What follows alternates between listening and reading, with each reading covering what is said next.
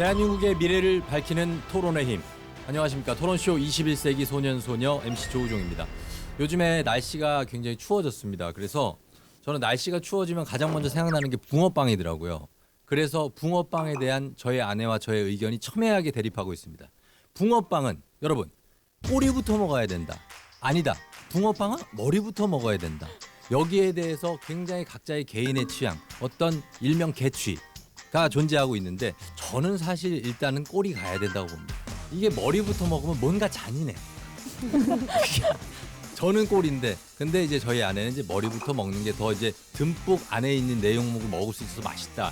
뭐 이렇게 얘기를 하는데 이렇게 토론이 저의 일상에 스며들었습니다.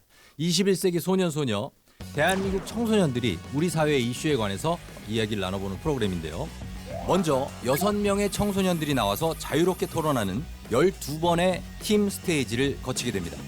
선발된 12명의 MVP들 중 MVP 스테이지를 통해 최후의 4인을 선정, 파이널 스테이지를 통해 최종 우승자를 선발하는 방식입니다. 토론쇼 21세기 소년소녀, 오늘 빛내줄 6명의 청소년들을 소개합니다.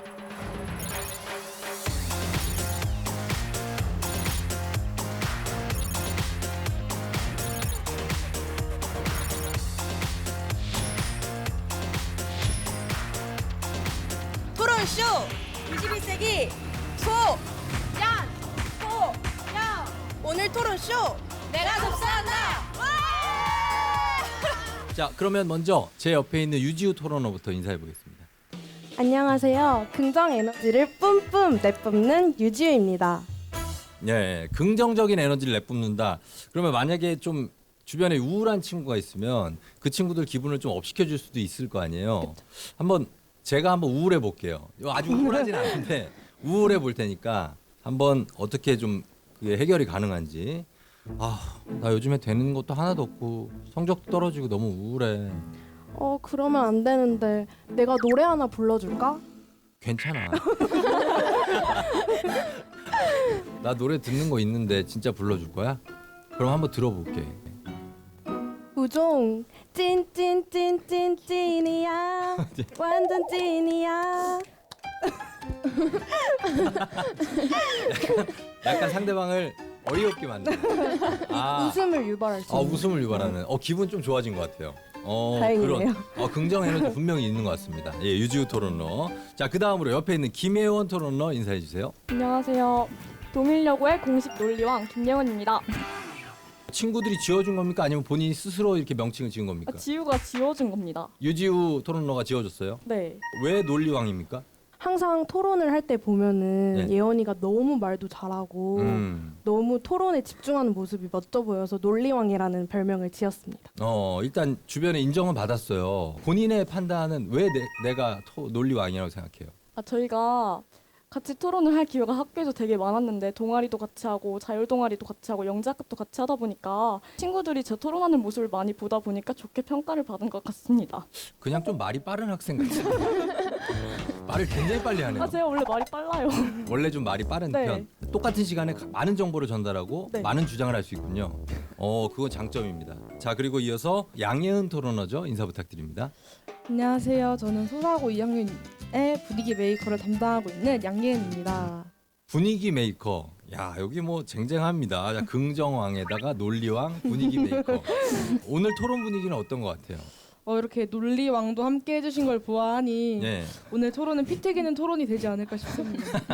그래요? 근데 지금은 약간 초반이라 좀 차분하지 않습니까? 네. 요 가라앉아 있는 분위기를 좀 업시켜 줄 수 있는 본인만의 방법이 있습니까? 제가 장난기가 많은 편이라서 다운되어 있는 분위기를 이렇게 좀 장난기로 살려주다 보면 다운되어 있던 분위기도 자연스럽게 이렇게 업되는 것 같습니다. 그럼 지금 한번 분위기 좀 업시켜 주세요. 다운돼 지금이요? 있으면. 예. 지금 많이 다운돼 있거든요. 예. 왜들 그리 다운돼 있어? 어머나. 뭐가 문제야? 썸띵. 더 다운. 예. 자, 그렇습니다. 지서연 토론러 인사해 주세요. 안녕하세요. 저는 소사고의 장난꾸러기 지서연입니다. 장난꾸러기예요? 네.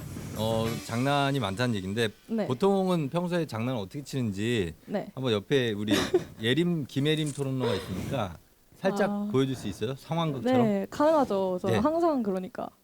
자기야, 오늘 우리 집에서 라면 먹고 갈래? 어머나. 네, 이런 장난 많이 칩니다. 그런 장난? 어떻게 머리를 이렇게 잡는 거예요? 아니죠. 네. 목덜미를 잡고 목덜미를 약간 잡고. 저랑 스킨십을 해야 되니까 자기야 이리 와. 많이 당황하는. 원래 이렇게 해야지 예. 놀리는 맛이 있습니다. 아, 놀리는 맛이 있다. 사교성이 좋은가 봐요, 그렇죠? 네. 예, 맞습니다. 자, 그러면 이제 우리 김혜림 토론러 인사할 차례가 됐습니다. 안녕하세요. 저는 2학년 6반 캡틴 김예림입니다. 캡틴은 선장인데 반장이라는 얘기죠? 네. 회장이라고 합니까? 반장이라고 합니까? 반장이. 반장이에요? 어떻게 해서 본인은 반장이 됐습니까? 인기가 비결이라 생각합니다. 특별해요? 네. 그래서 최다 득표입니까? 아니면 혹시 단일 최다 후보? 득표제. 경쟁 후보가 있었습니까? 아니요.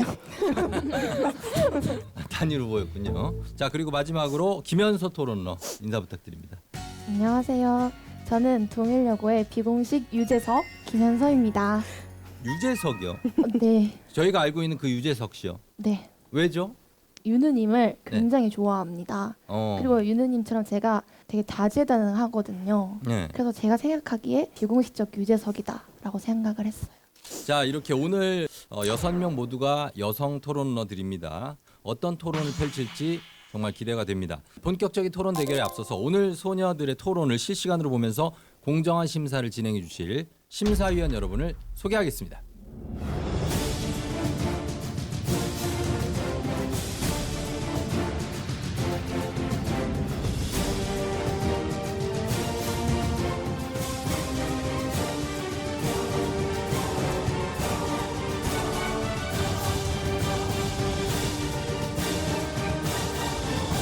자, 토론으로 세상을 이렇게 하라 토론쇼 21세기 소녀 오늘 5회 시간으로 함께 인사를 드립니다. 아이고 잘 지내셨어요? 네, 잘 지냈습니다. 네. 정박 심사위원과 그리고 이윤혁 심사위원께서 나와 계십니다. 일단은 지금 한 우리가 5회차 정도 되니까 이 그 토론러들이 예습을 좀 하고 오는 토론러들이 생겼어요. 느낌이 딱 그래요 벌써 준비된 것 같은 느낌. 지금 새롭게 나온 학생들이 후발자 이익이라고 해야 되나요? 일단 선발했던 사람들의 시행착오를 충분히 보고 네. 다시 한번 좀 더 새로운 모습을 보여주지 않을까 그런 기대가 큽니다.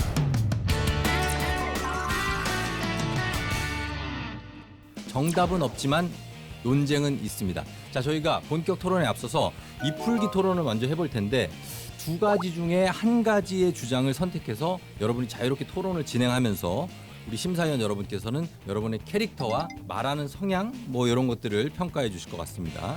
자, 오늘의 이풀기 주제 공개합니다.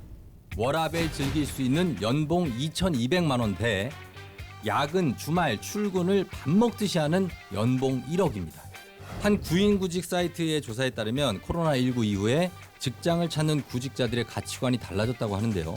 신입 및 경력직 구직자 1,270명을 대상으로 코로나19 이후에 직장관 변화를 주제로 설문조사를 실시한 결과 구직자의 39.1%가 직장에 대한 가치관이 달라졌다라고 밝혔고요. 이 중에 69.2%가 코로나19 이후에 금전적인 보상보다는 건강 또 워라밸을 아주 중요하게 여긴다라고 답변을 했다고 합니다. 우리 청소년들은 과연 금전적 보상이 더 중요하다고 생각하는지 아니면 워라밸이 더 중요하다고 생각하는지 들어보겠습니다. 자, 그러면 먼저 6명의 토론러들은 어떻게 생각하고 있는지 한 명씩 쭉 한번 들어보도록 할게요. 제 입장은 저는 그래도 연봉 1억을 받는 입장이 더 낫다고 생각합니다. 솔직히 요즘 사회는 이제 자본의 시대잖아요.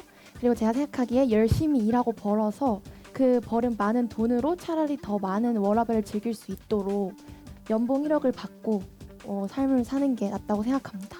연봉 1억을 받는 삶을 선택하겠다. 자, 이어서 김예림 토론러. 저도 연봉 1억을 선택을 할 건데요. 먼저 이 논제는 자신이 어떤 가치를 추구하냐에 따라서 다르게 생각이 들 수 있다고 생각이 드는데 저는 워라밸도 중요하지만 물질적인 가치를 더 추구하는 성향이 있기 때문에 이 1억으로 많은 돈을 번 다음에 나중에 노후에 워라밸을 즐기겠습니다. 저도 워라밸이 없는 야근, 주말, 출근 1억을 했는데요. 제 입장에서는 요즘 같은 시대에는 여가 생활과 일을 구분짓는 일이 드물다고 생각하기 때문입니다. 저도 연봉 1억을 선택하였는데요. 열심히 일하고 나서 그렇게 보는 통장 잔고에 내역의 그런 성취감과 행복감 이런 긍정적인 문제 때문에 저는 연봉 1억을 선택하였습니다. 저는 연봉 2,200만 원을 선택하겠습니다. 연봉 1억을 받는다고 해도 야근과 출근을 밥 먹듯이 한다면 돈을 쓸 시간이 없을 것 같습니다. 금전은 삶의 행복을 위한 수단이지 삶의 목적이 아니라고 생각하기 때문에 저는 저의 현재를 즐기기 위해서 2,200만 원을 선택하겠습니다. 끝으로 양혜은 토론러. 저는 물리적인 수치인 돈보다 대신 행복이나 사랑 가치 측정할 수 없는 추상적인 가치를 중요하게 여겨 워라벨 2,200만 원 연봉을 선택하였습니다. 자, 2,200 워라벨 손. 그러면 워라벨 갭을 1억. 그렇죠. 우린 썩었어. 우리 오염됐습니다. 네 분이 연봉 1억을 선택하겠다라고 했습니다. 김현서, 김혜림, 지서연, 유지우 토론러가 연봉 1억. 김혜원, 양혜은 토론러는 나는 워라벨을 중시해서 연봉 2,200만 원을 선택하겠다 했는데 나중에 취직할 때 뭐 우리가 월급도 있고 회사의 복지도 있고 업무의 강도가 또 얼마나 바쁜지 뭐 이런 거 다양한 조건 중에 어떤 걸 가장 먼저 좀 고려해서 취직을 해야 된다고 생각합니까? 저는 회사를 선택할 때 있어서 복지가 가장 중요하다고 생각합니다. 일단 저희는 여성이기 때문에 또 아이를 낳아야 하고 그러면 또 육아휴직 또는 출산휴직을 써야 할 텐데 이러한 제도가 많이 있지 않은 회사를 들어가게 된다면 좀 어려운 부분을 겪을 수 있을 것 같기 때문에 저는 복지가 제일 중요하다고 생각합니다. 저는 일의 강도가 제일 중요하다고 생각해요. 아무리 연봉이 높고 복지가 잘 돼 있다고 하더라도 자신이 하는 일의 강도가 너무 세거나 아니면 더 하고 싶은데 약하게 이렇게 개입이 된다면 일의 만족도를 이렇게 챙기지 못하지 않을까. 강도가 중요하다는 건 사실 연봉 2,200이 일의 강도는 약하다는 설정이거든요, 저희가. 네. 그러면 연봉 2,200으로 의견이 바로 바뀌었네요. 아니죠. 아니요? 네, 2,200 같은 경우는 네. 최저임금으로 알고 있는데 이제 워라벨이 있다고 해도 최저임금으로 생산적인 여가 생활을 할 수 있다고 보질 못할 것 같아서 저도 완전 동의하는 입장인데요. 워라벨을 위해서는 어쨌든 돈이 필요하다고 생각을 해요. 그리고 워라벨은커녕 당장의 생활을 걱정해야 하는 월급 183만 원이거든요. 연봉 2,200만 원이면. 연봉 2,200이면 당장 생활이 위태롭습니까? 당장은 아니더라도 네. 이게 성인의 지출 비용이 고려가 되면은 183만 원에서 거의 다 쓸 수밖에 없을 형실이거든요. 지금. 그렇죠. 뭐 저축까지 네. 할 여유는 없겠죠. 네, 그래서 제일 우선시되는 건 연봉이고요. 네. 두 번째로는 자율성, 일의 자율성이라고 생각해요. 자율성. 네.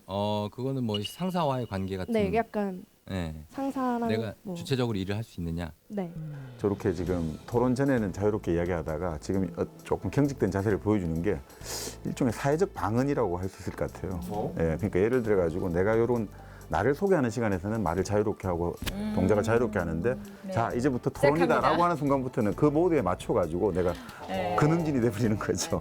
경직되는 이게 참 묘하게 이제 우리가 인간이라는 게 언어에 의해서 지배되는 동물이라는 게 저렇게 상황과 장소에 따라 가지고 딱딱 규정되거든요. 그러니까 네. 분위기가 아까랑 완전 달라요. 네. 자, 그러면 토론러들이 나중에 이제 성인이 되고 취직을 했을 때 9시 출근, 6시 퇴근, 야근 없는 워라밸이 보장되는 직장에 들어가게 됐습니다. 여가 시간에 뭘 하고 싶을까요? 본인들이 하고 싶은 거. 저희는 학생이다 보니까 학원을 가야 되고 학교를 가야 되면서 부모님이 물질적인 지원 또 사랑도 주시지만 부모님에 대한 보답을 아직 많이 못한 상태잖아요. 그러니까 나중에 워라밸을 즐기면서 일이 끝나고 난 뒤에 제가 쓸 수 있는 시간에 부모님 얼굴도 한번 찾아뵈면서 또 부모님 용돈도 한 번씩 쥐어드리면서 같이 놀러도 다니고 예. 이렇게 보내고 싶습니다. 아, 일단 기본적으로 따로 살 생각을 하고 있군요. 독립할 생각을 이미 하고 있네요. 아니, 부모님이 불편하실 수도 있으니까. 또 부모님 생각도 하고. 그래요. 예원 양은 여가 시간에 뭐 하고 싶습니까? 저는 우선 제가 지금 고등학생이다 보니까 잠이 굉장히 부족한데 잠을 한번 한 12시간 정도 늘어지게 자보고 싶습니다. 직장 다니면 잠을 많이 자고 싶다. 네. 잠 많이 자고 싶고. 자, 그렇다면 연봉 1억을 내가 번다. 그거 어디다 쓰고 싶습니까? 투자해야죠. 투자? 네. 주식 투자해야죠. 주식 투자. 주식 투자. 주식 부동산 투자. 투자. 부동산 건물 하나 모았다가. 사야죠. 건물. 다 모았다가. 다 모았다가 건물에다 플렉스. 건물의 플렉스. 건물은 비싸요. 건물주가 꿈입니다. 건물주가? 건물이 얼마인데요? 얼마짜리 살 건데요? 강남. 강남에? 강남 건물은 막 1,000억씩 해요. 연봉 1억인데. 연봉 1억도 안 돼. 그 정도는 아니에요. 연봉 1억이. 더 많이 벌 겁니다. 더 많이 벌어서? 알겠습니다. 연봉 1억 있으면 건물을 사겠다. 네. 알겠습니다. 건물 산다. 자, 우리 현서양. 현서양 뭐 하고 싶어요? 저축을 할 것 같아요. 일단 일정 부분 저축하고 예. 그다음에 이제 나머지 부분은 연봉 1억 버니까 약간 여유 부리면서 제가 하고 싶은 취미 같은 생활하는 거 저는 그렇게 쓰고 싶어요. 학생들 이야기 들어보면 이 고등학생들이 지금 우리 사회의 가치관이 그대로 투영되거든요. 사실 저희들 때 뭐 예를 들어가지고 노노문학, 중어중문학이 인기얻을 때가 그 당시 중국이라든지 소련과의 어떤 수교, 그럴 때 가장 먼저 고등학생들이 반응하거든요. 지금 주식 이야기하고 건물 이야기하는 것 자체가 지금 우리 사회 가치관이 저렇게 바로 투영돼 있는 거죠. 그러네요. 네. 어른들이 계속 저 얘기를 하니까 그렇습니다. 아이들에게 다 전가가 되죠. 네.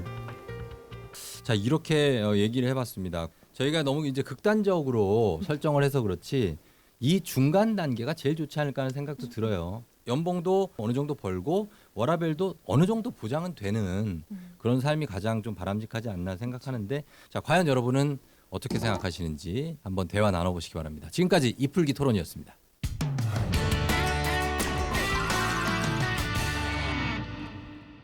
지금부터 본격 토론에 들어가도록 하겠습니다. 오늘의 본격 토론 주제를 공개합니다. 끝나지 않은 논란, 사형 제도에 관한 문제입니다. 인간 생명의 존엄성과 가치가 주목받는 요즘에 과연 이 사형이라는 제도가 올바른 것인지에 대해서 생각을 해보게 되는데, 대한민국은 아직 사형 제도는 있습니다. 하지만 1997년 이후에 더 이상 사형 제도의 집행이 이루어지지 않고 있고요. 2016년 이후로는 더 이상의 사형 선고도 없는 상태입니다.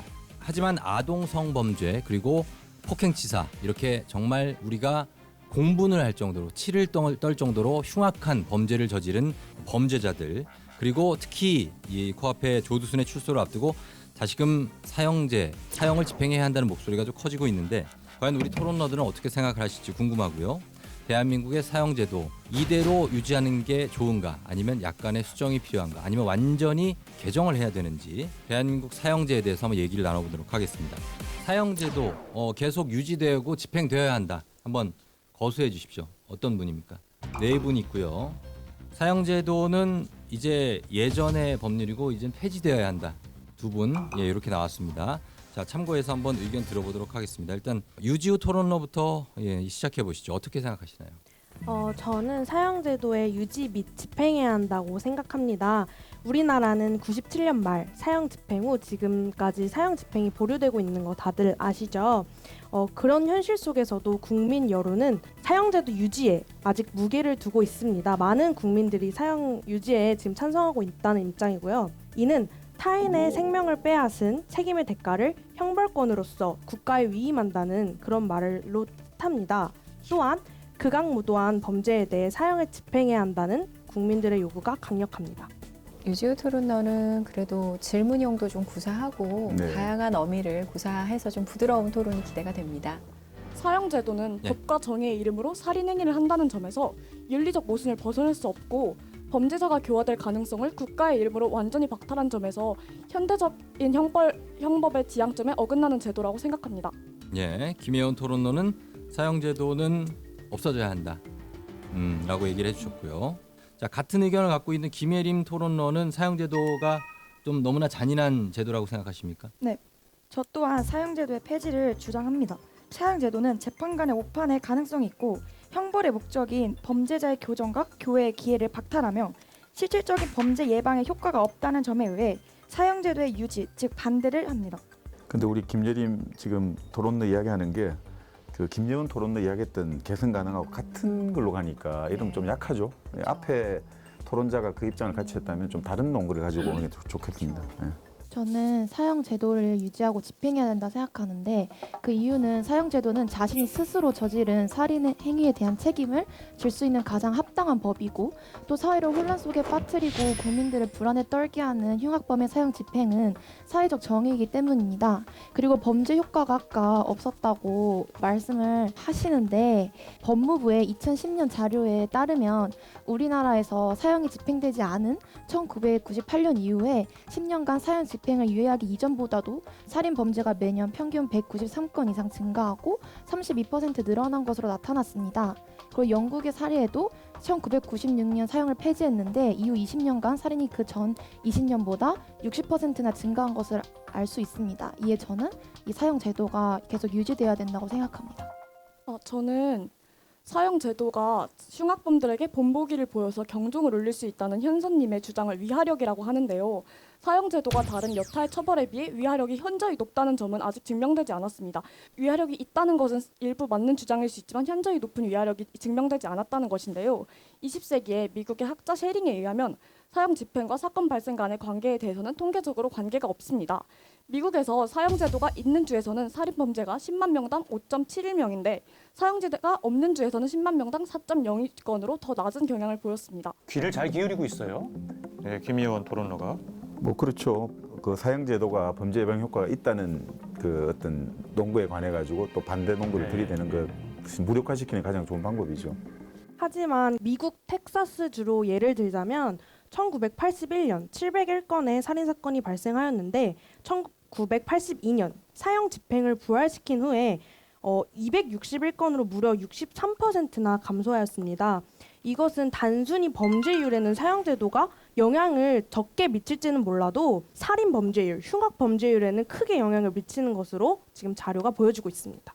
사형 제도가 위하력을 가지고 있다는 주장에는 일부 동의한다는 의견을 계속 피력합니다. 그러나 위하력이 얼마나 오래 지속되는지도 문제가 될 수 있다고 생각합니다. 영국의 연구자 필립스의 연구에 의하면 유명한 공개 처형 후 감소되었던 살인 사건은 5, 6주 후 똑같은 비율로 다시 증가했다는 연구 결과가 있습니다. 사형 제도가 오랫동안 범죄율을 감소시킬 수 있는 것이 아니라면 다른 형벌로 대체할 수 있다고 생각합니다. 우리 김지원 학생이 아주 논리적으로 잘 다루는 설명해 주시는데 조금 더 천천히 이야기해 주면 좋을 것 같습니다. 숨을 좀 쉬면서 얘기해도 될 텐데 말하는 그 길이 자체는 굉장히 짧게 얘기하는데 너무 많은 말을 하네요. 어떤 윤리나 법이든 각 시대와 사상의 차이로 변화되거나 진화되어 갑니다. 전에는 없던 법이 생겨나기도 하고 있던 법이 바뀌기도 합니다. 하지만 무엇을 없애고 만들건 최선의 개선 방향과 최소의 시행착오를 거침으로 더 나은 방향으로 진보해야 할 것입니다. 사형제도가 확대되거나 보편화되기를 절대 바라지는 않습니다. 사형제도란 실제적인 실행보다는 제도로서 존재함이 경각심의 의미도 차지하기 때문입니다. 인권은 우리가 만든 법이라는 테두리 안에서 지킬 선들을 지키며 인정받고 보장받을 생각을 해야 된다고 생각합니다. 법을 지키지 않고 죄를 저지른 범죄자들이 인권을 보장받을 권리는 자기 자신이 박탈했으므로 인권을 존중해달라는 것은 윤리에 어긋나는 행동이 아닐까 싶습니다. 지금 사형 제도가 존재함으로써만으로도 경각심을 불러일으킬 수 있다는 말씀을 해주셨는데 쾌락살인이나 묻지마 살인 같은 경우에는 범인이 정신분열이나 왜곡된 성도착증을 가지고 있는 경우가 많습니다. 따라서 위하력은 중증 정신이상자에게는 영향을 미치지 못할 것으로 생각됩니다. 우발적인 살인이라도 살인은 살인으로 봐야 되는 게 맞지 않을까 싶습니다.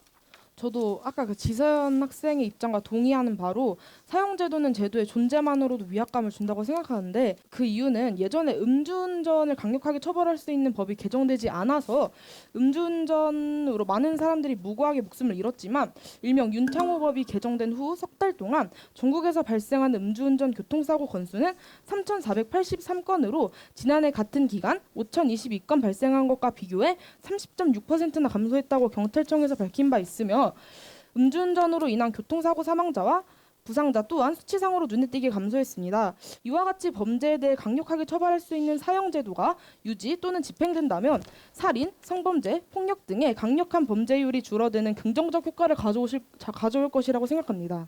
지금 양현 학생 저런 어떤 음주운전 비유 같은 경우도 이제 법이라는 게 본래 이제 사실은 동양에서는 형법의 준말이거든요. 법은 사실 벌을 주는 거거든요. 민법의 차원이 아니라. 그런 면에서 사실 이 강력한 법으로 어떤 벌을 줄 수 있으면 사람들은 충분히 질서가 유지될 수 있다. 이런 입장들은 뭐 나쁘지 않은 것 같습니다. 사형 집행이 잠재적 범죄자들에게 대한 본보기로 작용한다기보다 그들이 자신의 범죄 행위를 단지 들키지 않도록 애쓰게 하는 요인으로 작용할 위험도 존재한다고 생각합니다. 토머스 모어는 유토피아에서 사형을 비롯한 극형을 반대하면서 범죄자가 자신의 범죄를 은폐하기 위해 피해자는 물론 목격자까지 살해하려 한다는 사례를 언급하려 했습니다.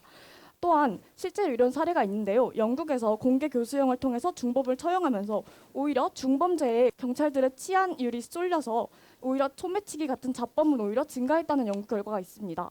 김지원 학생은 뭐 위아력이라든지 그리고 뭐 토마스 모어라든지 다 동서고금의 사례를 가지고 아주 잘 무기 준비가 잘 돼 있는 것 같아요. 그래도 사형제도는 그런 소매치기보다도 그 저희가 사형제도를 생각하는 이유가 사람들이 생각할 때 엄청나게 끔찍한 범죄를 저지른 사람들이잖아요. 물론 뭐 사형제도가 반대하는 이유 중 하나가 약간 범죄자의 인권도 생각한다고 하는데 저는 칸트가 말한 약간 응보의 관점에서 보자면 범죄자들이 먼저 피해자의 소중한 생명권을 박탈했기 때문에 당연히 그 범죄자의 생명권도 우리가 국가에서 대신 박탈해줘야 된다고 생각을 합니다. 타인의 생명권을 침해한 범죄자의 생명권이 보호되는 것은 오히려 모순이라고 생각될 수도 있습니다. 그러나 저는 이것이 보복주의에 기초한 전근대적인 발상이라고 생각합니다. 현대의 법치는 이러한 보복주의를 지향하지 않습니다. 하지만 인간의 존엄성은 피해자와 선량한 시민에게 적용되는 것이라고 생각하는데요. 왜냐하면 인간의 존엄성을 무시하여 살인을 저지른 자는 자신의 인권을 포기한 거나 다름이 없다고 생각합니다. 우리나라에 살인을 비롯한 중범죄자가 굉장히 많은 것은 사실입니다. 그러나 사형제도를 실시한다고 중범죄율이 낮아질 것이라는 보장은 없습니다. 또 이 점은 중범죄자를 사회와 격리하면 해결되는 것인데요. 가석방 없는 종신형을 도입함으로써 대안이 될 수 있다고 생각합니다.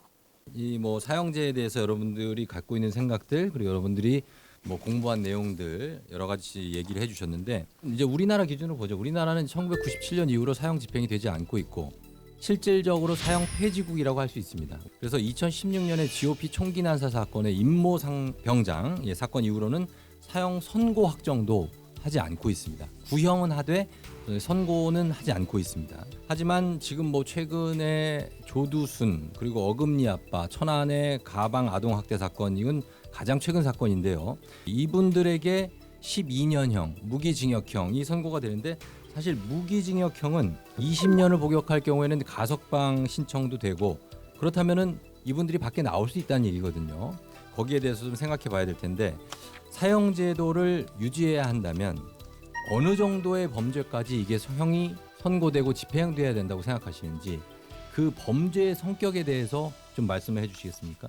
지금 보는 조두순 같은 그런 일도 있고 PC방 살인 사건 그런 부분도 되게 악랄하게 살인이 이루어지고 있다고 봤습니다. 근데 이제 1심에서는 사형 선고가 났지만 2심에 갈수록 이제 무기징역으로 되고 또한 또 이제 감옥 생활을 하면서 또 감형이 돼서 이렇게 빨리 나오는 경우가 있습니다. 그런 경우들에 대해서 저는 이제 사형을 유지해야 된다고 보고 있습니다. 저도 덧붙여서 이야기하자면 초범인데 사형이라는 극형을 받은 사람들은 아주 드물거든요. 초범인 사형수는 17명, 전과 무려 11범 이상은 4명, 평균 전과는 4범입니다. 따라서 사형을 받은 범죄자들은 나라와 사회에서 여러 번 기회를 준 사람들이라고 생각합니다. 그렇기에 교화가 불가능한 연쇄살인범, 의도적인 살인범 같은 경우 사형을 집행해야 한다고 생각합니다. 방금 교화가 불가능하다고 하셨는데 어떤 점에서 교화가 불가능하다고 생각을 하시는지. 일단 아까 말씀드렸듯이 초범인 사형수들은 17명 뿐이잖아요. 네. 전과 11범 이상은 4명이고요. 그래서 이미 충분히 사회에서 기회를 많이 줬음에도 불구하고 다시 범죄를 저질렀다는 건 교화 가능성이 없다고 볼 수가 있는 거죠. 지금 현재 전체 사형수 중에서 그런 몇 말인 것 명은 같아요. 전과 초범이고 몇 명은 전감이 이렇게 조금 분류해 주면 좋을 것 같은데요. 초범에 대해서 말씀해 주셨는데 네. 그 사례를 간단하게 말씀해드리자면 과거 사형수였던 유인태 의원은 사형 선고를 받았을 때 당시 서울구치소에서 흉악 범죄를 저지른 다른 사형수들과 함께 지내면서 그들 역시 같은 인간이며 교화가 충분히 가능하다는 사실을 깨달았다고 말을 하였고 또 희대의 살인마 그 유영철 다들 아시죠? 그는 검거 당시 기회가 여기치 않아 많은 이후 가족들에게 사죄를 못한 점에 대해서 안타깝게 생각을 하며 참회의 모습을 보였다고 하는데 그러면 이런 점에서 봤을 때는 어떻게 생각을 하시는지? 그 반대의 사례도 본다면 2012년 8월 20일 발생한 서울 광진구 30대 주부 살인사건의 범인은 전자발찌를 차고 있었음에도 교도소 다시 가면 된다 이런 심정으로 범행을 저질렀다고 진술하였습니다. 그래서 단순히 무기징역이나 종신형을 살게 하는 것만으로도 재범률을 낮추고 범죄자를 회개하게 만들 수 있는가는 의문이 드네요. 이런 사례를 통해서. 아까 조두순의 사례를 언급해 주셨는데요. 조두순이 12년을 선고받은 것은 분명히 한 부정의입니다.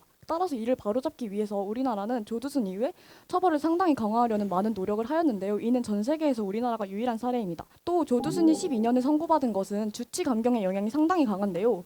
이후 주치 감경을 폐지하기 위한 노력도 계속되고 있습니다. 미국과 같은 경우에는 형기를 만년이라던가 5만 년 같이 선고를 해버리면은 범죄자가 모범수로 지내면서 형량이 감소돼도 결국은 죽을 때까지 못 나가게 됩니다.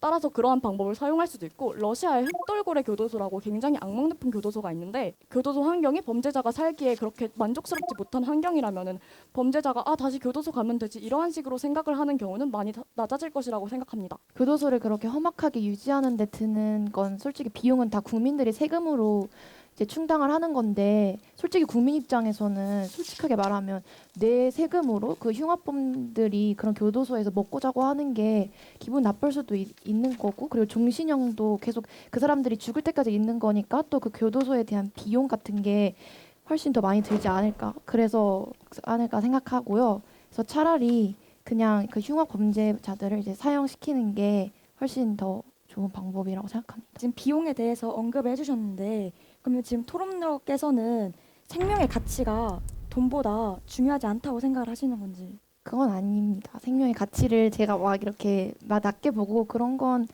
아니지만, 그래도 그 2016년 기준 사형수 61명의 평균 기간은 14년이고 그 1년간 이들에게 들어가는 예산은 평균 2천만 원에 달하는데, 국민의 입장에서는 자기네 세금이 그쪽에 들어가니까 조금 더 기분이 나쁠 수도 있고, 그다음에 기분이 나쁠 수도 있다고 저는 생각해요.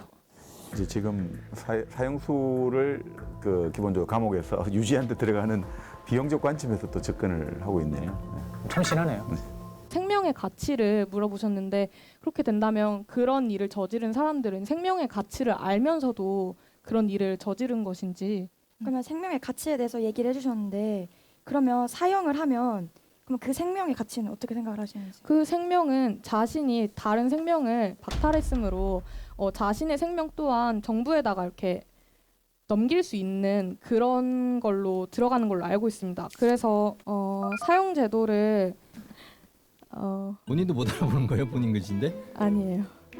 많이 준비해오긴 했는데 저렇게 어른들도 간혹 토론회 가면 저렇게 네, 막 네. 뒤적거리시는 분들이 있어요. 분명 어디서 봤는데 하고 이렇게. 저러면 네. 놓치죠, 많이 생각들을. 그렇죠. 생명권 보호보다 중대한 공익을 위해 제한하는 것이 허용될 수 있기에 그 부분에서는 헌법 취지에 부합하다고 생각이 됩니다. 그러면 지금 이렇게 말씀을 하셨는데, 공공의 이익 당연히 중요하다고 생각을 합니다. 저도. 그러면 공공의 이익을 위해 살인을 한 사람을 죽이는 것은 정당한 방법이라고 생각을 하시나요? 지금 문제 제기는 상당히 괜찮은 맞아요. 문제 제기 같아요. 예림 학생이 네. 지금 굉장히 좀 여유가 생겼어요. 네. 일단 저 인권 또는 생명에 대해 말씀해 주셨는데, 헌법에서는 이 내용을 전제로 하여 다 담고 있죠. 헌법재판소는 결정문을 통해 사형 제도는 현행 헌법이 예상하고 있는 형벌의 한 종류이며, 헌법의 테두리 안에서는 특정 인간의 생명권 역시 타인의 생명권 보호나 중대한 공익을 위해 제한하는 것이 허용될 수 있다면서 사형 제도가 헌법에 위반되지 않는다라는 결론을 내린 바 있습니다. 이것은 어떻게 얘기하실 건가요? 저는 지금 그 관심 있게 보고 있는 부분이 상대의 이야기를 듣고 이야기를 것인가, 아니면 막연하게 자기가 조사해온 자료만 그냥 나열하는 데 그치고 있는가를 좀 유심히 보고 있거든요. 제가 헌법에 대해서 방금 얘기하셨는데 그거에 대해서 하고 싶은 말이 하나 있는데, 국가인권위원회에서 2018년에 헌법재판소에 보낸 결정에 의하면은 사형제도는 법과 정의의 이름으로 살인행위를 한다는 윤리적 모순에서 벗어날 수 없었다고 말했고, 헌법재판소의 1996년 결정에 의하면 사형이 필요 없다고 인식하는 시기에 이르게 되면 사형을 곧바로 폐지해야 하며, 그럼에도 불구하고 형벌로서 사형이 그대로 남아있다면 당연히 헌법에 위반되는 것으로 보아야 한다라고 적었습니다. 따라서 헌법재판소는 장기적으로 사형의 폐지가 더 바람직할 수 있음을 시사한 것이라고 생각합니다. 또 아까 현선님께서 비용의 측면에 대해서 얘기를 해주셨는데, 물론 생명의 가치를 비용으로 재단하는 것은 불가능하다고 생각하지만 사형 집행에도 만만치 않은 비용이 소요됩니다. 미국의 경우에는 사형 선고를 당한 범죄자가 바로 항소를 하도록 권유를 하고 있습니다. 이 절차는 우리나라에서도 진행이 되는데요. 진행을 하면은 이게 1년에만 2억 달러가 소모된다고 하는데, 2억 달러면 우리나라 돈으로 2천억입니다. 반면에 사형수 1인을 살려두고 죽을 때까지 유지시키는 비용은 1년당 2,200만 원입니다. 이 비용은 결코 큰 비용이라고 할 수 없습니다. 그러니까 비용적 측면에 대해서 문제 제기하니까 또 마찬가지로 그러니까요. 사형 집행에 따른 비용으로 받아치고 있으니까. 듣고 있다는 얘기고. 네. 아직까지도 사형제도가 존재하고 또 실제 집행하고 있는 국가들도 꽤 있습니다. 이게 효과가 있는지 사형제도가 실효성이 있으니까 그 나라들 일부 나라들에서는 집행을 할 거고요. 실질적인 사례나 수치로 증명할 수 있는 실효성이 있습니까? 사형이?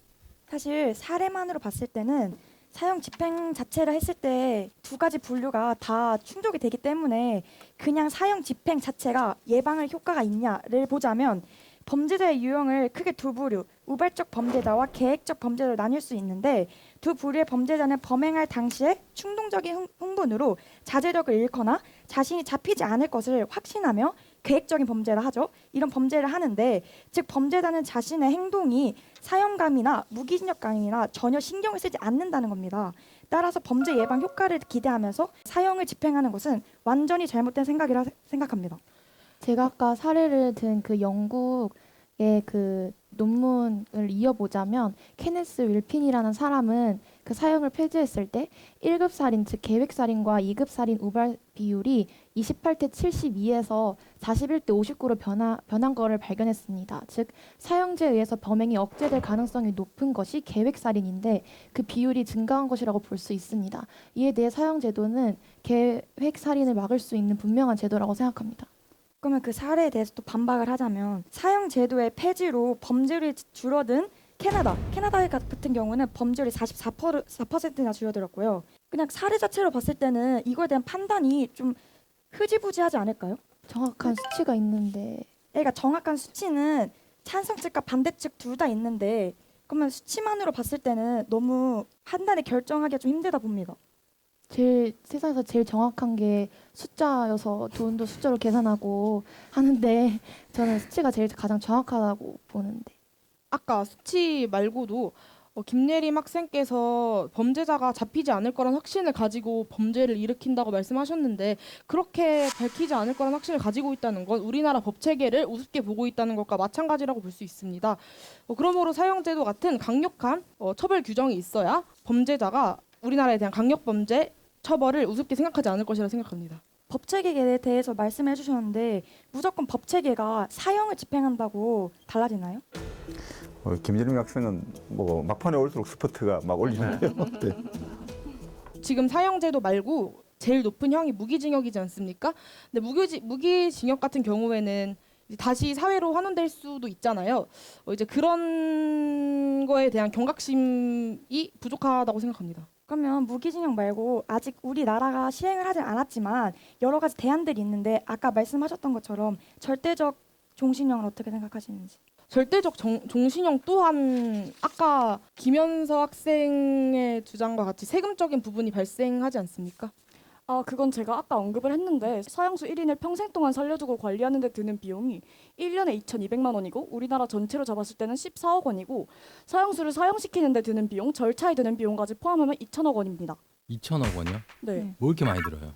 기간이 지속 기간이 기간이요? 과정도 그 절차가 복잡하고 거기다 변호사 선임하고 그거를 다 의무적으로 하게 하기 때문에 굉장히 복잡하다고 알고 있습니다. 그 비용까지 다 네. 산정해서 네. 말씀하신 겁니까? 그러니까 사형을 저희는 빈번하게 하자는 게 아니라 정말 흉악 범죄를 저지른 정말 그런 나쁜 사람들만 이제 사형을 집행하자는 주의이기 때문에 빈도수에 비해서 비용이 많이 들지 않을 것 같아요.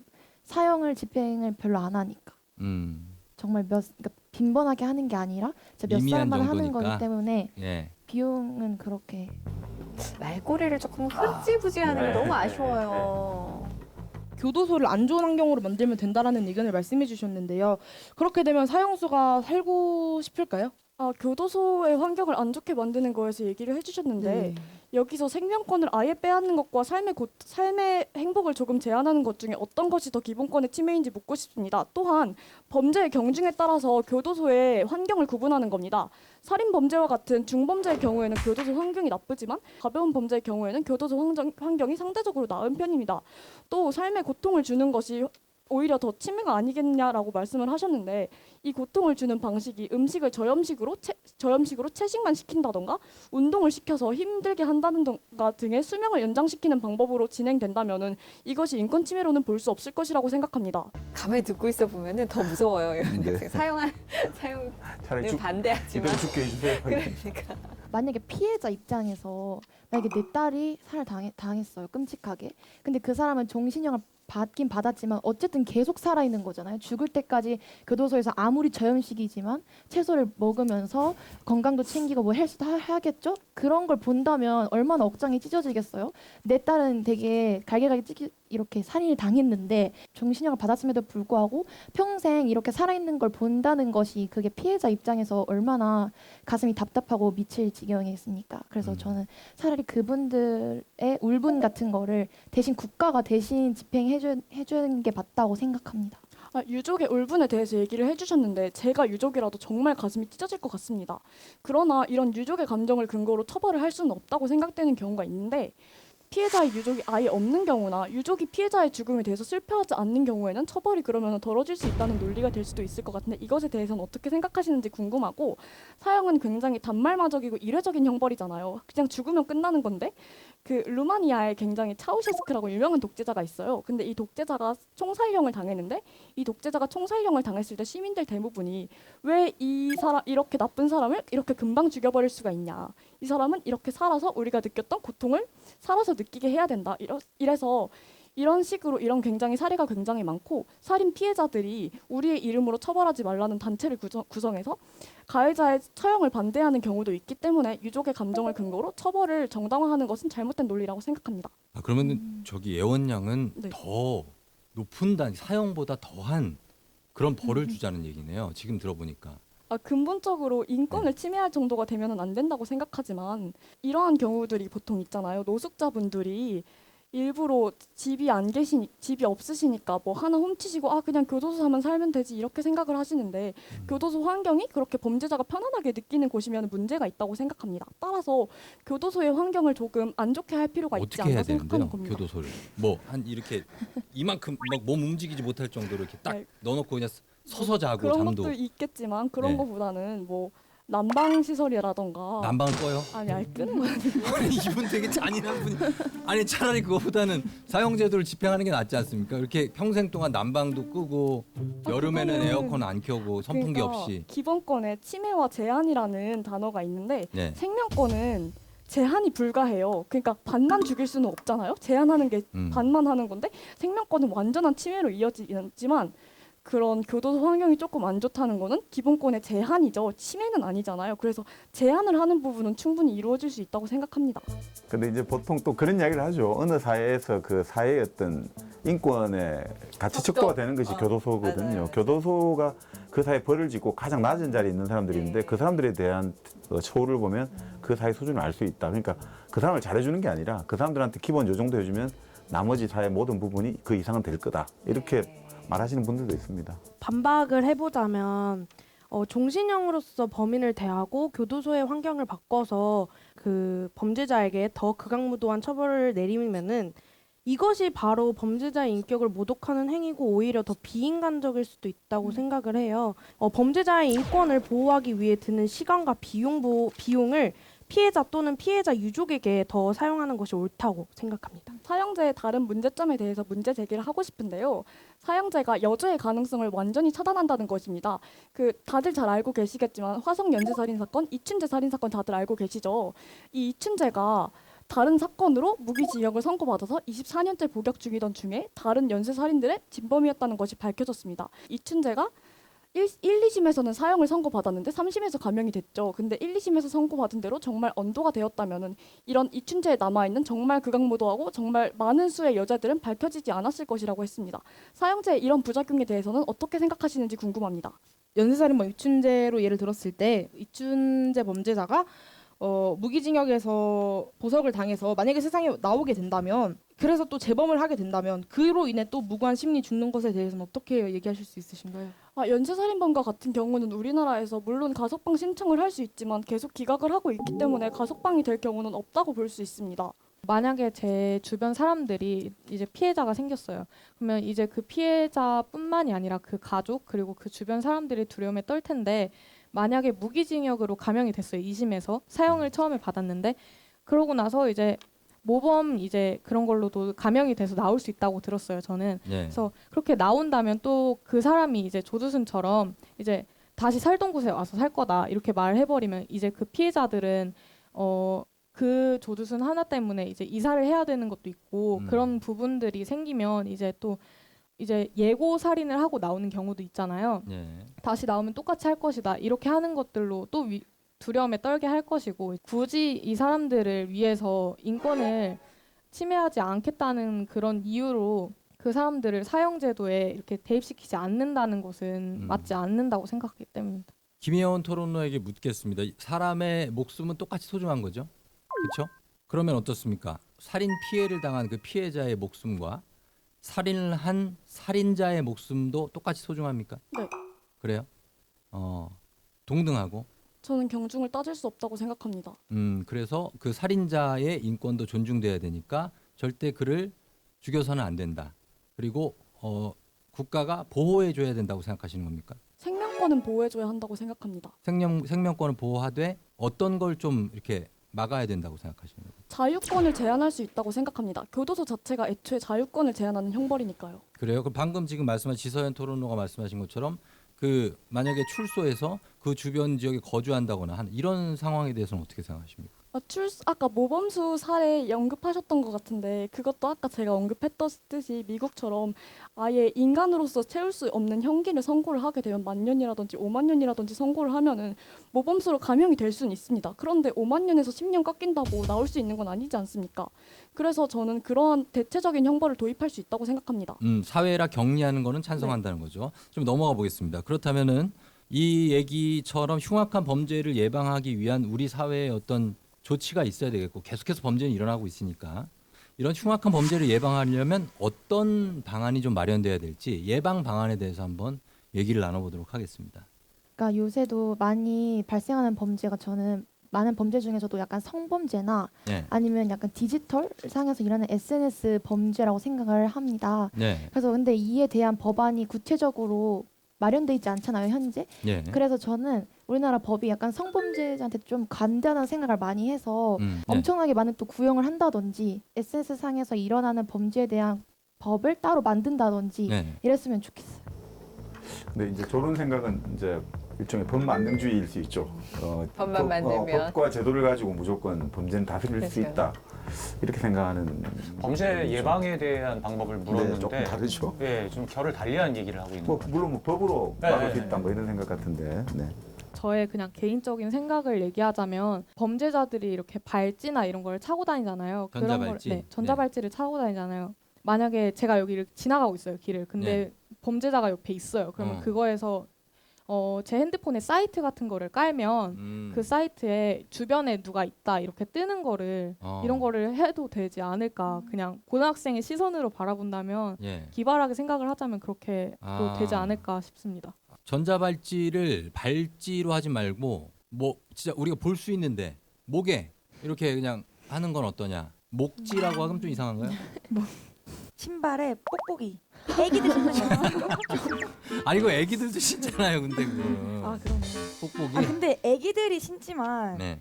아니면 음성 그런 걸 넣어가지고 걸어 다닐 때면 나는 뭐입니다. 나는 뭐입니다. 이런 거 해도 될 것 같은데. 그렇게 나오는 것처럼.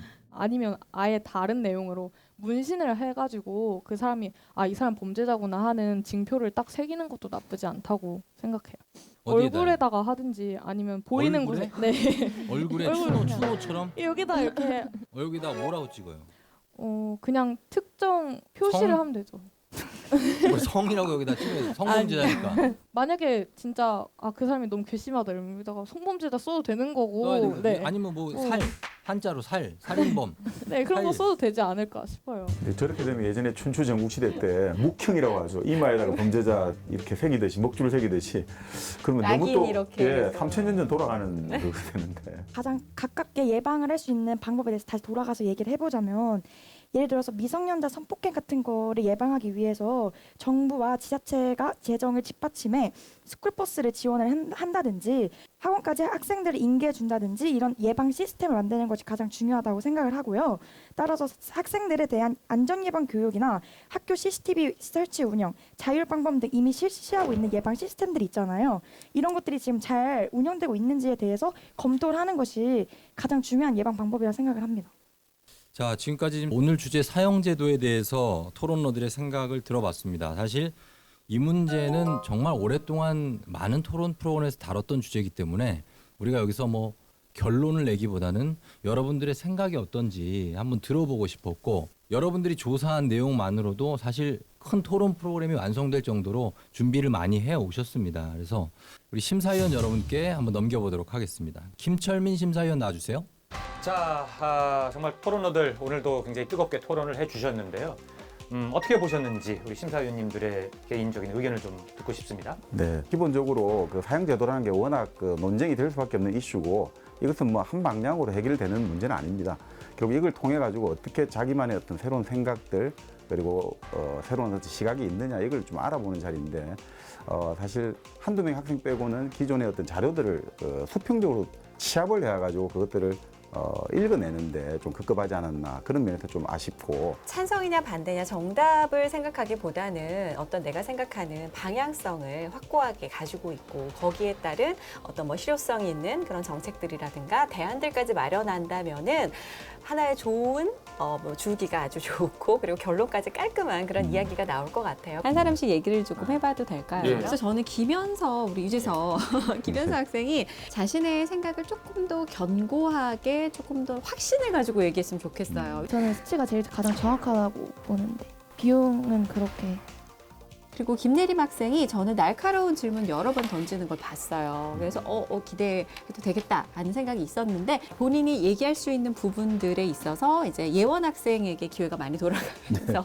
그 기간이 지속 기간이 기간이요? 과정도 그 절차가 절차가 복잡하고 거기다 변호사 선임하고 그거를 다 의무적으로 하게 하기 때문에 굉장히 복잡하다고 알고 있습니다. 그 비용까지 지서연 토론러 같은 경우가 저희 엄마를 좀 보는 느낌이었거든요. 어머니요? 그러니까 저희 어머니가 왜 그거 좀 가져와봐. 그럼 그거 이렇게 대명사가 너무 많이 들어가 있는 게 이렇게 그 생명 그 살인마는 그런 걸로 그 양혜연 학생 같은 경우는 기본적으로 답변을 해야 되는데 그 답변에서 말끝을 흐린다든지 주어진 자료를 찾는데 좀 시간이 많이 걸린다든지 이제 그런 거에 대한 경각심이 부족하다고 생각합니다. 사형 제도는 필요하다고 답했다고 합니다. 이 부분에 대해서는 어떻게? 유주 학생 같은 경우는 오히려 처음에 상당히 좀 활발하게 토론에 나올 것으로 기대를 했는데 뭔가 새로운 어떤 의견 아니면 새로운 어떤 시각, 새로운 근거가 없이 이는 타인의 생명을 빼앗은 책임의 대가를 형벌권으로서 국가에 위임한다는 그런 말로 뜻합니다. 인간의 존엄성을 무시하여 살인을 저지른 자는 자신의 인권을 포기한 거나 다름이 없다고 생각합니다. 자, 이렇게 정말 저희 심사위원도 힘들게 결론을 내렸는데요. 이 결과를 저희가 소중하게 정리를 해서 조우종 MC에게 전해드리도록 하겠습니다. 자, 조우종 MC 받아주세요.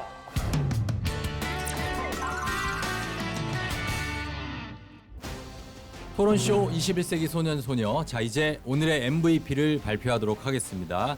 자, 심사위원 여러분들의 집계 결과가 나와 있습니다. 바로 발표하겠습니다. TBS 토론쇼 21세기 소년 소녀 오늘의 MVP 선정 이유는 토론 논의 주도, 키워드별 준비를 잘했고 가장 적극적으로 반문을 한 점이 높은 점수를 받았습니다. MVP는 바로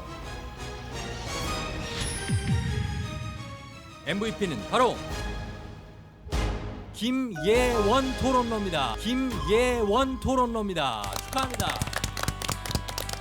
흉악범들에게 본보기를 보여서 경종을 울릴 수 있다는 현선님의 주장을 위하력이라고 하는데요.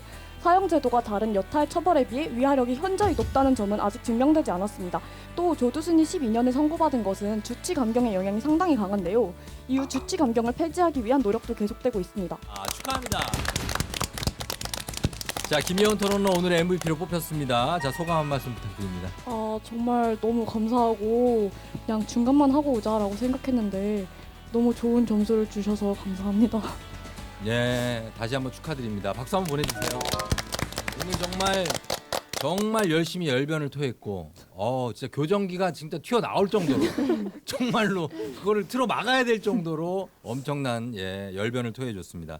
자, 다시 한번 우리 김혜원 토론로 축하드리면서 토론쇼 21세기 소년소녀는 여기서 마치도록 하겠습니다. 여러분, 다음 주에 다시 만나요.